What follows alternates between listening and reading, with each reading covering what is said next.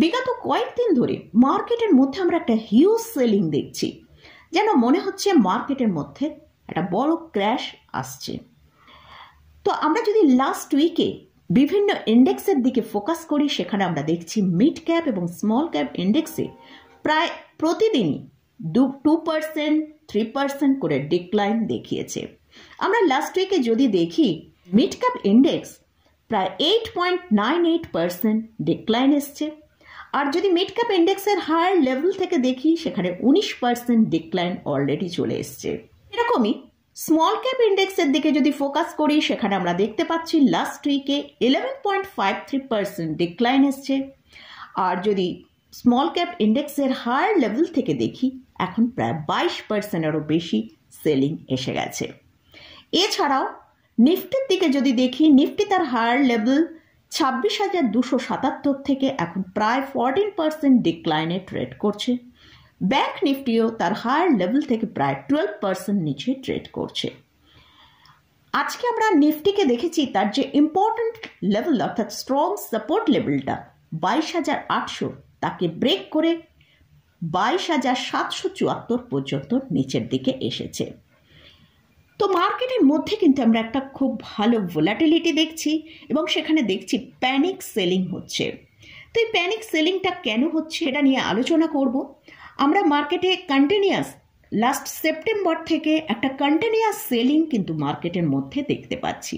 তাই সেলিং আর কতদিন মার্কেটের মধ্যে চলতে পারে?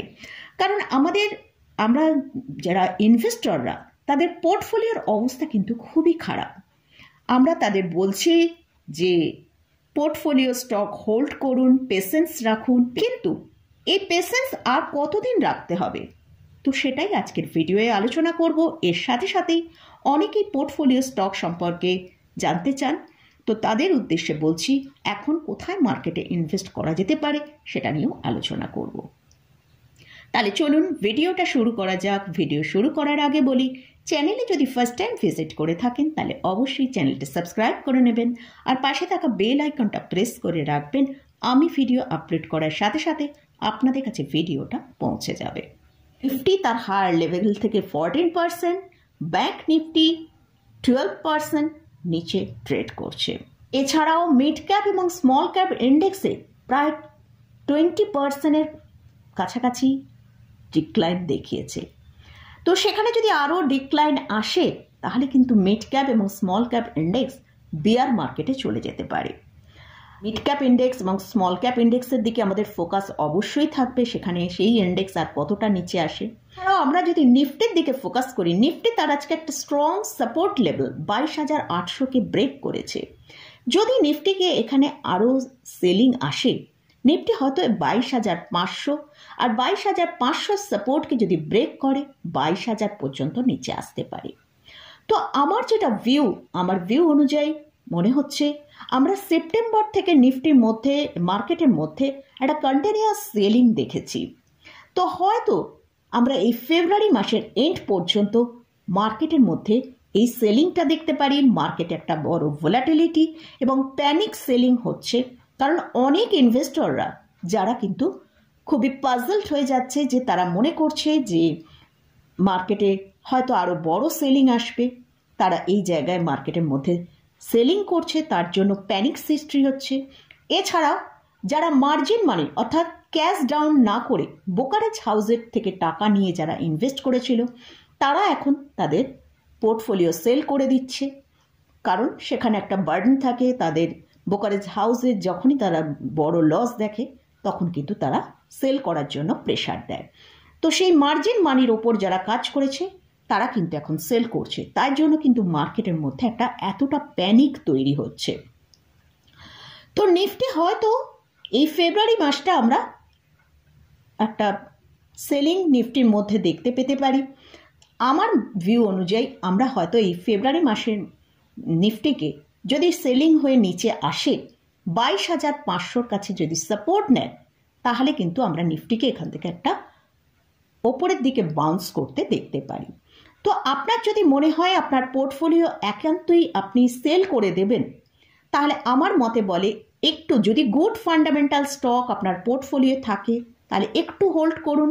ফেব্রুয়ারির পর মার্কেট যখন একটু রিকভার করবে ওপরের দিকে, আরও 2-3 মাস পর হয়তো মার্কেটকে আমরা এখান থেকে একটা ভালো রিকভারি দেখতে পেতে পারি। সেখানে আপনি আপনার চাইলে পোর্টফোলিওটা সেল করুন, কারণ সেখানে আপনার লসটা কম হবে। এখন আমরা যদি দেখি যে বিভিন্ন স্টকের ক্ষেত্রে সেখানে কোথাও 30%, 40% আমরা লার্জ ক্যাপ স্টকের মধ্যেই দেখতে পাচ্ছি। 30%, 40% পর্যন্ত ডাউন হয়েছে। এছাড়াও মিড ক্যাপ এবং স্মল ক্যাপ ইন্ডেক্সে তো 50% থেকে 70% পর্যন্ত ডিক্লাইন হয়েছে।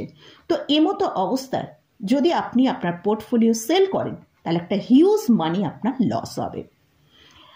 একটু পেশেন্স রেখে, আর ফেব্রুয়ারির কটা দিন আছে সেই পর্যন্ত আপনার পোর্টফোলিওটা হোল্ড করুন। হয়তো এখান থেকে মার্কেট কিন্তু ঘুরতে পারে। আমরা হয়তো এই ফেব্রুয়ারি মাসটা পর্যন্ত একটা ভালো মার্কেটের মধ্যে সেলিং দেখতে পেতে পারি। তাই আর হয়তো মার্কেট এই ফেব্রুয়ারি মাস এন্ড হতে হয়তো আর 15টা দিনের মতন বাকি আছে, 14-15টা দিন বাকি আছে। তো এই 14-15 দিন একটু পেশেন্স রেখে আপনার পোর্টফোলিওকে হোল্ড করুন। হয়তো এখান থেকে মার্কেট একটা বাউন্স দিতে পারে। তবে এইটা নয় যে আমি এর মানে এটাই বলছি না যে আপনার পোর্টফোলিও যেসব স্টকগুলো আপনি হোল্ড করেছেন সেগুলো সব প্রফিটে চলে আসবে, এটা আমি একদমই বলছি না। জাস্ট আপনার মাইন্ডকে তৈরি করার জন্য বলছি যে একটু হোল্ড করে রাখুন। কারণ এখন যে সব স্টক মানে আপনার পোর্টফোলিও রয়েছে সেসব স্টক কিন্তু অনেকটা কারেক্ট করেছে। সেখান থেকে মার্কেট যখন রিকভার করবে, তো স্টকগুলো যখন রিকভার করবে সেখান থেকে আপনার লসের মার্জিনটা কম হবে। সেই রিকভারের সময় যদি আপনি চান আপনার পোর্টফোলিও সেল করতে পারেন, বা হোল্ড করে রাখতে চাইলে হোল্ড করে রাখতে পারেন। আমরা যখন বুল মার্কেট চলছিল সেটা আমরা বিগত 1 থেকে 1.5 বছর মার্কেটের মধ্যে বুল মার্কেট দেখেছি। যখন একটা বুল মার্কেট থেকে মার্কেট আবার কারেকশন মোডে আসে, সেটাও কিন্তু 6-7 মাস টাইম লাগে সেই কারেকশন পিরিয়ডটা কমপ্লিট করতে। তাই কিন্তু আমরা দেখুন লাস্ট সেপ্টেম্বর থেকে আমরা ফেব্রুয়ারি পর্যন্ত অর্থাৎ 6-7 মাস কিন্তু আমরা একটা মার্কেটকে কারেকশন মোডে দেখতে পেতে পারি। তো আমরা এতদিন যখন ওয়েট করেছি, আর হয়তো কয়েকটা দিন আমাদের ওয়েট করতে হবে। তারপর আশা করছি মার্কেট হয়তো এখান থেকে একটা বাউন্স দিতে পারে। এবারে আসছি, অনেকে এখন মার্কেট এতটা নিচে এসেছে সেই জন্য অনেক স্টক অনেকটা নিচের দিকে দামে ট্রেড করছে। তো সেক্ষেত্রে আপনার মনে হতে পারে যে আপনি পোর্টফোলিওয়ে স্টককে অ্যাড করবেন। যদি একান্তই পোর্টফোলিওয়ে কোনো স্টককে অ্যাড করতে চান তাহলে নিফটির যেসব স্টক আছে সেই সব স্টককে অ্যাড করুন। এখন একটু ওয়েট করুন। মিড ক্যাপ স্মল ক্যাপ ইন্ডেক্সের মধ্যে আমরা ভারী সেলিং দেখেছি। তো সেখানে কিন্তু আপনি যদি কোনো স্টককে অ্যাড করেন তাহলে কিন্তু সেখানে যদি আবার নতুন করে কারেকশন আসে, সেখানে যখন আবার 20%, 30% কি 40% কারেকশন আসবে সেখান থেকে, তখন কিন্তু আপনি আরও বেশি আশাহত হয়ে পড়বেন। তো সেই জন্য আমার মনে হয় যদি একান্তই অ্যাড করতে হয় এই জায়গায়, তাহলে নিফটির যেসব স্টকগুলো আছে সেই সব স্টকের মধ্যে থেকে অ্যাড করতে পারেন। আর একান্তই যদি আপনি সেটা না বুঝতে পারেন তাহলে মিউচুয়াল ফান্ডের আন্ডারে আপনি ফ্লেক্সি ক্যাপ মিউচুয়াল ফান্ড আন্ডারে আপনি টাকা ইনভেস্ট করুন। সেখানে অনেক স্টক থাকবে, অর্থাৎ কোনো 2-1টা স্টক যদি ভালো পারফর্ম নাও করতে পারে, আদার্স যেসব স্টকেরা আছে তারা ভালো পারফর্ম করে আপনার পোর্টফোলিওর মধ্যে ব্রাইট তৈরি করবে। তাই মিউচুয়াল ফান্ডের আন্ডারে গিয়ে আপনি টাকা ইনভেস্ট করুন ফ্লেক্সি ক্যাপ মিউচুয়াল ফান্ডে। কারণ আমরা ম্যাক্সিমাম মিউচুয়াল ফান্ডেরই আমরা দেখতে পাই যে ফ্লেক্সি ক্যাপ মিউচুয়াল ফান্ড রয়েছে, সেখানে আপনি টাকা ইনভেস্ট করুন। তো মোটামুটি আজকের ভিডিওয়ে আমি সেটাই আপনাদের সাথে শেয়ার করতে চাইলাম যে আমরা মার্কেটের মধ্যে অনেকটা কারেকশন অলরেডি দেখেছি। আপনি যখন হায়ার লেভেলে আপনার পোর্টফোলিও সেল করেননি, বা আপনার হয়তো 4-5 বছরের জন্য পোর্টফোলিও হোল্ড করার আছে, তাহলে কিন্তু পেশেন্স রেখে আপনার পোর্টফোলিওকে হোল্ড করুন। আমাদের প্রত্যেকেরই পোর্টফোলিও কিন্তু এখন অনেকটা ডিক্লাইনে ট্রেড করছে। তো যদি এই এতটা নিচে চলে আসার পর আপনি এখন আপনার পোর্টফোলিও সেল করেন, তাহলে কিন্তু একটা অনেক বড় লস করবেন এবং অনেক বড় ভুল করবেন। তো মার্কেটকে এখান থেকে রিকভার হতে দিন। হয়তো মার্কেটে যে আমরা নিফটিকে দেখলাম 14% নিচের ট্রেড করছে, এখান থেকে হয়তো নিফটি আরও 2-3% নিচে আসতে পারে। তো মার্কেটে এই যে সেলিং, এই যে ভোলাটিলিটি, এই যে প্যানিক সেলিং হচ্ছে, এটা হয়তো আর বেশি কি দিন সেটা থাকবে না। এবার এখান থেকে হয়তো মার্কেটের মধ্যে একটা আপসাইড মুভ আসতে পারে। মার্কেটের মধ্যে যে পেনটা আমরা সেপ্টেম্বর থেকে দেখতে পাচ্ছি না, সেটা হয়তো একটা রিকভার আসার সময় এসে গেছে। তো তার জন্যই কিন্তু আমরা মার্কেটের মধ্যে এতটা প্যানিক সেলিং এখন দেখতে পাচ্ছি। একটু পেশেন্স রেখে ফেব্রুয়ারি মাসটা আর হয়তো 1 কি 2 সপ্তাহ আছে, সেটা একটু পেশেন্স রেখে হোল্ড করুন। আমরা হয়তো আগামী 15-20 দিন পর মার্কেটের মধ্যে একটা আপসাইড মুভ দেখতে পেতে পারি। আমি আমার ভিউটা আপনাদের সাথে শেয়ার করলাম। জাস্ট দেখুন, মার্কেটের এখন যা কন্ডিশন, আমাদের প্রত্যেকেরই মাইন্ডের মধ্যে কিন্তু সেটাই হচ্ছে কি করব, আনসার্টেনিটি তৈরি হচ্ছে। তো কিন্তু ডিসিশন আপনাকেই নিতে হবে। আপনার পোর্টফোলিও আপনি কি করবেন, সেল করবেন না হোল্ড করবেন, সেটা আপনাকেই ডিসিশন নিতে হবে।